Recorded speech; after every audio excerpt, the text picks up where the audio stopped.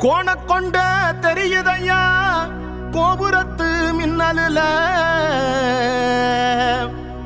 இடுப்பு மணி குலுங்குதையா அருள் இறங்கும் நேரத்துல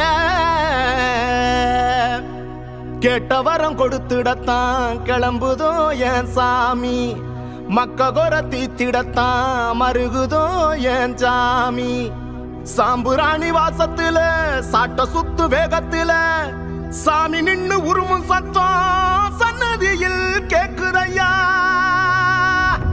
ஐயா உறங்கா புலியானே.